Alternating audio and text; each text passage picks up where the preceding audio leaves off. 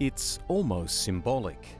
Green grass emerging from the dry after some much-needed rain in rural Queensland.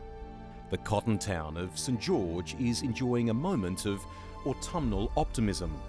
After a year off for many, there is new life in motorsport too. A record roll-up here for the Cobb & Co Hotel St George 399.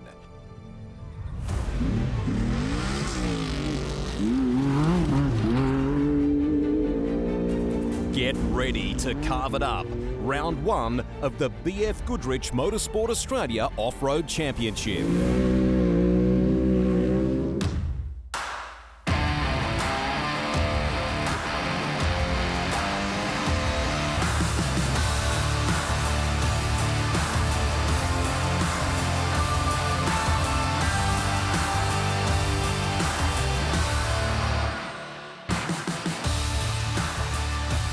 G'day everybody, Rusty with you for the coverage. Getting dusty again with a great community of people and loving it. We're about 6 hours drive west-southwest of Brisbane.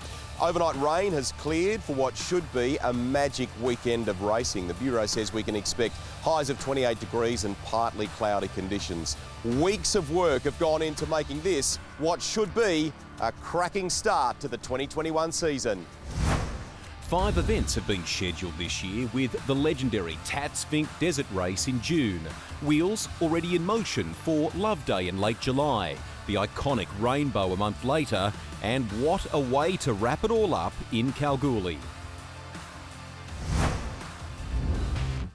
90 entries from around the country came to St George. In addition to the battle for outright honours were the races within the race, around a dozen classes. The starting order for positions 11 to 90 is set during an 11k prologue centred in and around a dry dam just outside town. It's spectator friendly and offers a nice mix of tight and twisty sections, berms, jumps and high-speed open road where the front runners will be pinned at 230 plus kilometres an hour. A top 10 shootout follows, something new to see who gets the honour of leading the field out. The dam remains the focal point for the weekend competition, but the course goes well beyond its walls. A full lap is 76 k's, and unlike recent years, there are some tricky muddy sections to contend with. The course is good, so we sort of had a look at the Prologue track today. We don't mind it through the trees and stuff, but our car's got good legs as well, and it's a quality field, no doubt about it. 100 cars and some front runners. I think, there's probably one of 10 that could probably win it, so it'll be exciting, and it'll be who's there at the end of the day and going the fastest. Yeah, we've had a bit of rain, so hopefully that will keep the dust down. The further forward you are, obviously the better.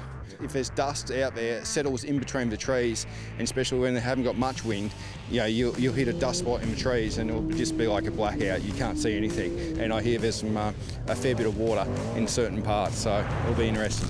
Yeah, it's going to be pretty good. It's good to catch up with everyone. Everyone's, it's been probably 2 years roughly since we've seen most of the people around here, so that's just good to be here. It's just good to see everyone and just, be part of the action. It is arguably the most competitive field assembled in recent years, so picking a winner from the dozen or so genuine outright contenders wasn't easy. Among the headliners, Brett Comiskey. COVID temporarily cut short his successful US off-road campaign. He's back down under in an ex-Shannon Wrench Pro buggy.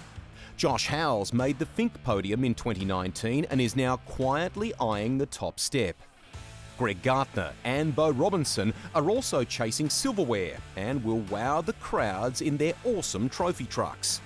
They're joined by ex-Supercars racer Paul Wheel, who's acquired a beast from Dakar hero Toby Price. Yeah, so this is Toby Price's original car.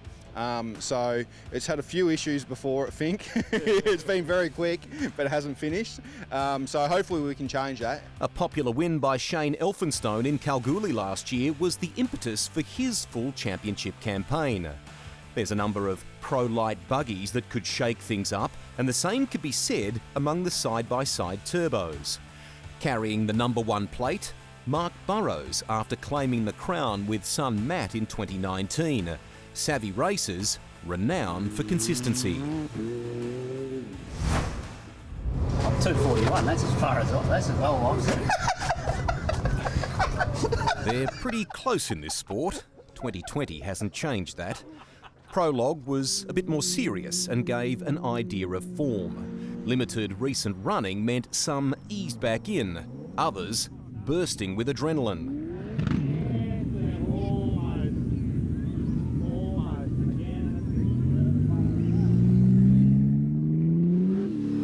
Talbot Cox staked a rightful claim to be among the contenders, going third fastest.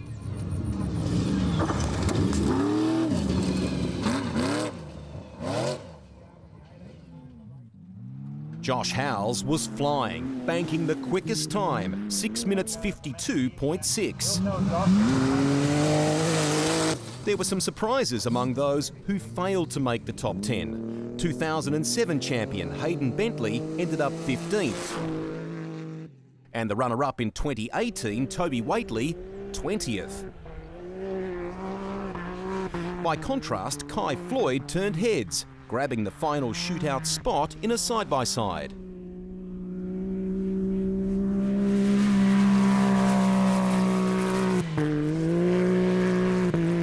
As they prepared for the top 10, officials were investigating the finish of Matt Hansen's spectacular prologue lap. The 2012 champion overshot the paddock entry, which was deemed dangerous driving, and he was demoted to start the race 11th.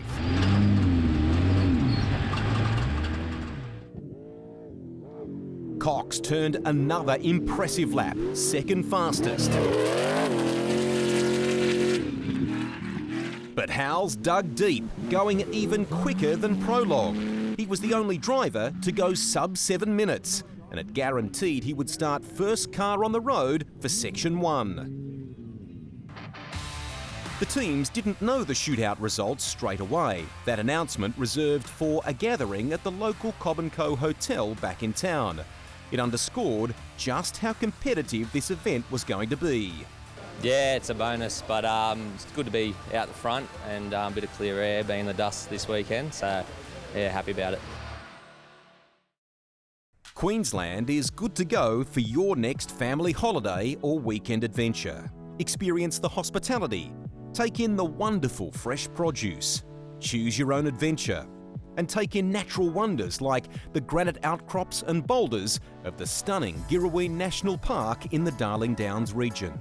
Now is a great time to come and experience the Sunshine State and all Queensland has to offer. Off-road's reigning Australian side-by-side sport champion John Weiss was sadly forced to retire before the first lap even began. Well, we rebuilt the engine because we had 4,000 Ks on the race engine, so we said we don't want trouble, so we rebuilt it, and it said boom, the piston came through on cylinder 1 on the look lap. We didn't even push it yet, so pretty gutted. So yeah, it's I cannot believe that it happened. Weiss wouldn't be the only one with a tale like this in St George. Finding a pace balance wasn't easy. Toby Waitley doing huge damage in an uncharacteristic crash at the spectator point halfway through the section. Yeah, we're trying to make a bit of ground up and thought we'd give it a bit over the jump, and yeah, it was all good in Prologue, thought it'd be all good, but yeah, obviously not. So St George 399 is over for you. It must be hard to walk around and look at the damage. Can you fix this? What's the immediate plan for Fink and so on? Yeah, just have to take it home and give it a wash, I suppose, and see what's going on, and then yeah, I think we'll be all right. Should be able to fix it, I think. We've got a good team with us, so should be good for Fink. His dad, Tony, wasn't having much luck either, retiring with an engine issue in the team's trophy truck. Hansen had parked the Prologue drama and took a fresh approach to Saturday. Although he had the speed, St George 2021 was brutally unforgiving.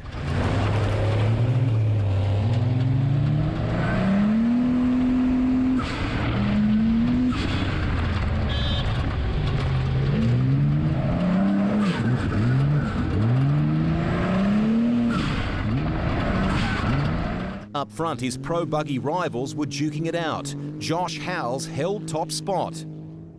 But Cox kept the pressure on, smooth and committed.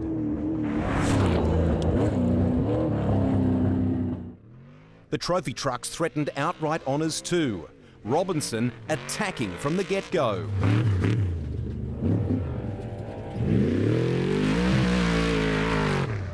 Gartner kept fighting with one hand tied, unable to consistently use the power on tap.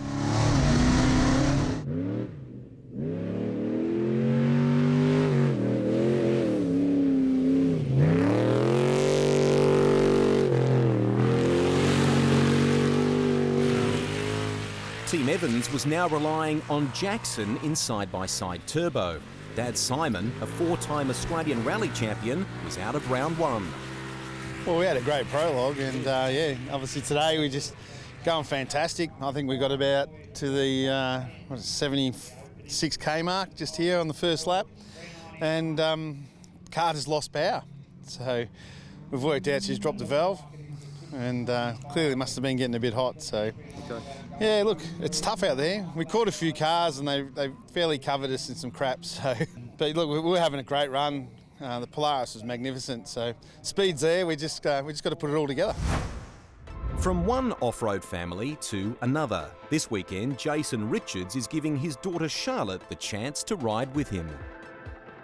Are you nervous, excited as a dad? What are the emotions? No, I just enjoy them. She's been wanting to do it for ages, and like I had my son in before and my wife, and yeah, she's the next one, and there's another one to come, and yeah, but yeah, they just love it. So we all go away as a family, and yeah, it's just a great weekend away. Charlotte, did you pester Dad to do this? How excited have you been about it? Yeah, I've been trying to do it for a long time, and I was very excited, but also a bit nervous, and not much preparation, but a lot of YouTube. A lot of YouTube, that's good. And I understand maybe, was it some laps around the farm or something? Yeah, a few laps around the farm. I was nervous when we were starting, but after a bit I enjoyed it a lot. So it's great that you give the family members this opportunity to see what your passion is all about and what you clearly love, and the family are involved in that.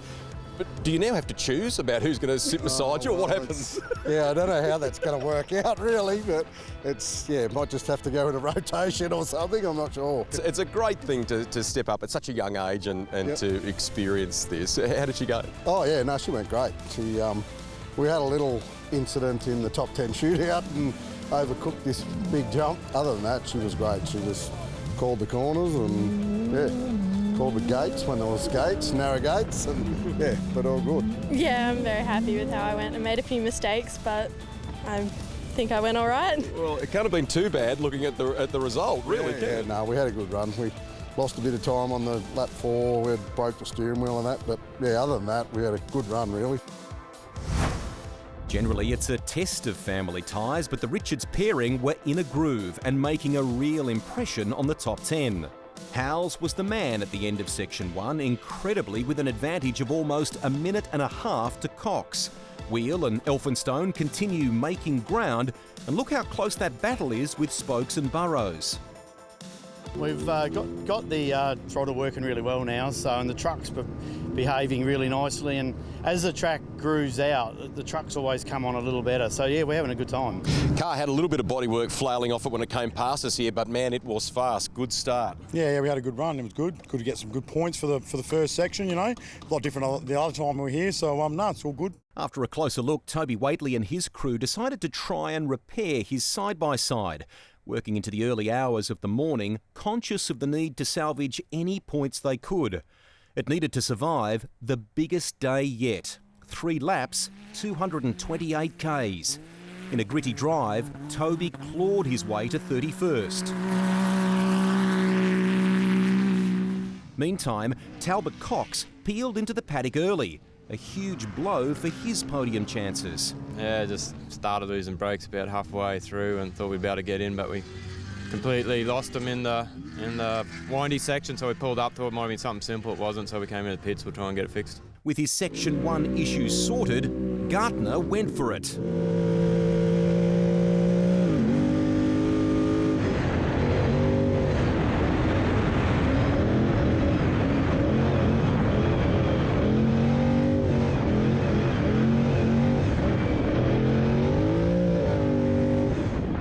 Comiskey's experience came to the fore, pressing on with a puncture near the end, limiting time lost.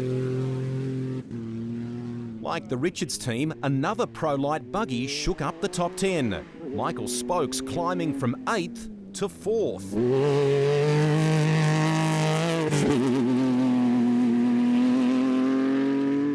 wheel continued to chip away, confidence in the Geyser brothers' trophy truck growing.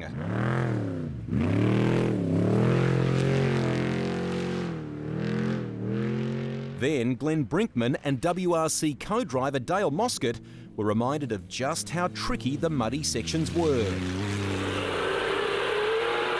450.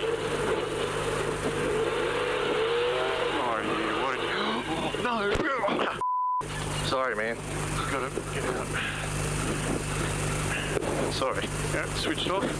Moscott's recent shoulder injury was unaffected despite the soft roll. The truck quickly righted, but their race coming to a halt just a few k's later.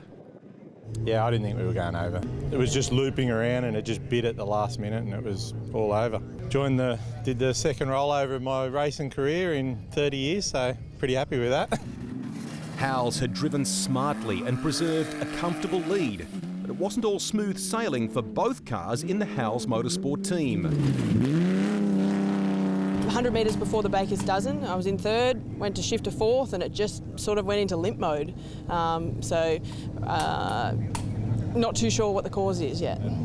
Mate, we've just got that starter issue going on still, so we just came back, switched it off, and then, went to go fuel up, and it's not starting. So it's not turning over, it's just dead set, not engaging a starter. I don't know what's going on. We worked on it for hours last night, changed the starter motor, this, that, and the other, so that just gives you nerves, but that's what it's all about, isn't it? So here's how things stand at the end of Section 2. Robinson looking good for a podium. Great resurgence by Gartner thanks to some gutsy driving. And Josh refusing to entertain the idea of having one hand on that trophy just yet. After 4 laps of racing, it all comes down to the final lap of St George to decide who wins round 1, plus the podium. This is the BF Goodrich Motorsport Australia Off-Road Championship.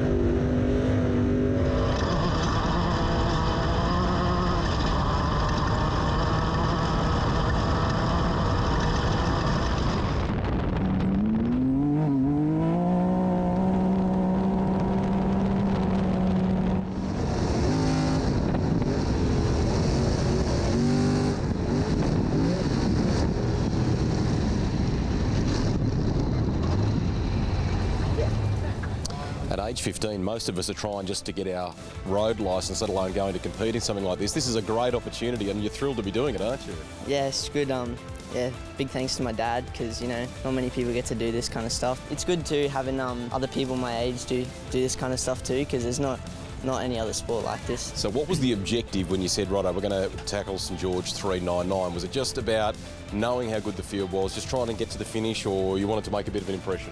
Yeah, I was trying to get see how far up the pack I could get. At my age, it's not usually you're winning this stuff against the adults, so just trying my best to see how high I could get. You needed a little tick of the box, didn't you, to get permission to come and do this because of your age, is that right? I had to go do a driver observation test because I wasn't old enough. My birthday's in 2 weeks to do this event, so yeah, big thanks to everyone for letting me do this event. Prologue comes around, the opportunity to really benchmark yourself against some good people here, and you walk away on balance with a very good result. How did that feel? Yeah, it was pretty good because usually I don't do too well in Prologue because usually we're a bit slow in Prologue, but yeah, got like 4th in class and 20th outright, so it was a good feeling. Today was a little bit different. We've got some telltale, mud marks around your eyes there. Tell us what went wrong and what that was like. Yeah, so about halfway through the first lap, hit a big mud puddle and just the visors went black and just had to go visor up. So yeah, it's pretty hard, going down the back straights, just flat to the floor and just wind in your face and rocks. It's just, yeah, it's not fun, but I love racing. It's like the environment around it and everyone in racing's so nice. So yeah, it's good. Going to get on the loud pedal tomorrow, or is it about bringing it home? Oh, I think we're going to give it a red hot go tomorrow and see how it turns out. Josh put in a really respectable performance for his first time at national level. An awkward landing and some unnerving noises that followed saw the team err on the side of caution and park it. The Burrows had enjoyed an almost perfect run until a frustrating spark plug fail. Was it just a spark plug, Matt? What was it? Just a spark plug, yeah, so all good, going again. The final lap was Elphinstone's time to shine.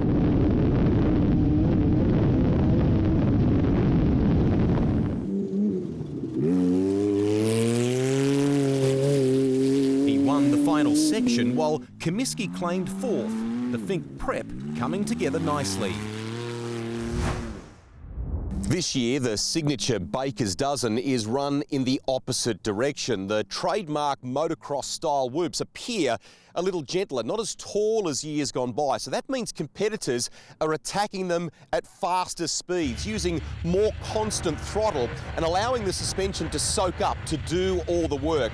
This is still a really nice nod to Trent and the team at the popular St George Bakery, who are hands-on in their support of this event.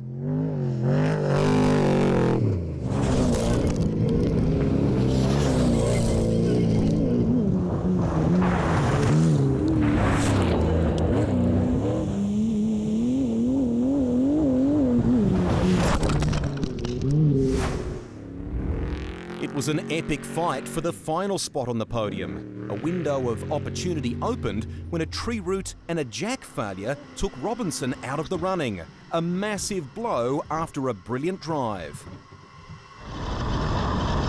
Spokes set second fastest time and with it secured P3 for the event.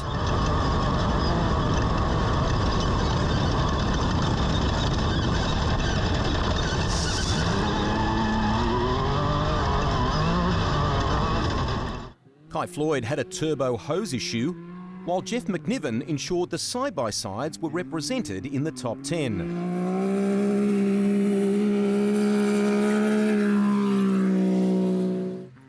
The next highest ranked side-by-side turbos coming through the two Swinglehurst Racing Team entries in 14th and 17th respectively. St George will be remembered as the breakthrough for Josh Howells, the moment he entered the record books as an overall winner in the AORC. And I got a chance to have a chat with this bloke at Fink in 2019 when he was, I think, on the podium there, but this one must feel pretty damn sweet. It does, Rusty, for sure. I mean, winning that top 10 was cool, but yeah, it's all about the win, and that's what I tried focusing on, and we got there in the end, so it's great. Some throttle issues yesterday, but you got over that, and a few cards have fallen today, and man, you chased hard, you guys. Yeah, we did today. We felt really comfortable in the truck, and after yesterday's problems, obviously the throttle cost us 2 to 3 minutes, but today the trucks really ran really flawlessly, and we're really confident in the last run there, and we pushed pretty hard. In pro-light terms, Michael Spokes, it's been an epic battle between you and Jason Richards this weekend, hasn't it? Yeah, we had a good little run. Like going in the last heat, there was 7 seconds, so we gave it all we had, and it's only our third run in the car, so it was good the amount of thousands of hours to get it ready. Here's the final results. Howells leads the championship with 4 rounds to go. Several drivers benefited from the consistent approach they took at St George. Worth noting the diverse representation of classes in the top 10 outright too. McNiven sublime on the way to taking out side-by-side turbo, and Bentley wins extreme 4-wheel drive. For full championship standings, head to the website aorc.com.au and make sure you stay up to date. Check out some great off-road content on our social media platforms. With St George run and won, attention now turns to the big one, the Tats Fink Desert Race, 12 to 14 June. Australia's greatest off-road race returns to the Northern Territory. We'll catch you at Fink, everybody. Bye for now.